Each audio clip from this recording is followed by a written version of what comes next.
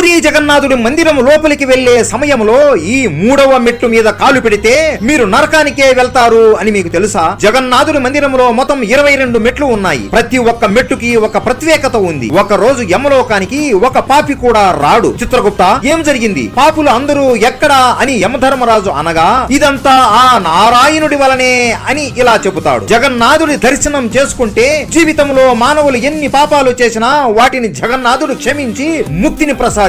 దీని వల్ల ప్రజలందరూ ఎన్నో పాపాలు చేసి ముక్తి కోసం జగన్నాథుడి దర్శనం చేసుకుని ముక్తిని పొందుతున్నారు అని చెబుతాడు. అది విని యమధర్మరాజుకి కోపం వచ్చి జగన్నాథుడి దగ్గరికి వచ్చి, ఈ జనాలు వారి జీవితంలో ఎక్కువగా పాపాలు చేసేసి బుద్ధిమంతుల్లా అమాయకులులాగా చివరికి మీ దర్శనం చేసుకుని నరకానికి రావలసిన వాళ్ళు స్వర్గానికి వెళుతున్నారు. దీని వల్ల నరకానికి ఒక పాపి కూడా రావడం లేదు. దీనికి మీరే ఉపాయం చెప్పండి స్వామి అని అడుగుతాడు. మీరు చెప్పేది కూడా నిజమే అని జగన్నాథుడు ఆలోచించి ఇలా చెబుతాడు. నన్ను దర్శించుకోవడానికి ఈ గుడి మెట్లు అన్ని ఎక్కి వస్తారు కదా, మీరు మందిరం ముఖద్వారం ముందు ఉన్న 3వ మెట్టులో ఉండండి. ఇది ఎంశిల అని పిలువబడుతుంది. ఎవరు అయితే నా దర్శనానికి వచ్చి దర్శనం చేసుకుని వాళ్ళ పాపాలు అన్ని పోగొట్టుకుని మళ్ళీ వెనక్కు వెళ్లే ముందు ఈ మెట్టు మీద కాలు పెట్టగానే వాళ్ళు చేసిన పాపాలు మళ్ళీ వెనక్కు వస్తాయి. అప్పుడు వాళ్ళను మీరు నరకానికి తీసుకుని వెళ్ళవచ్చు అని సమాధానం ఇస్తాడు. సరే అని యముడు నవ్వుతూ వెళ్లిపోతాడు. కానీ జగన్నాథుడు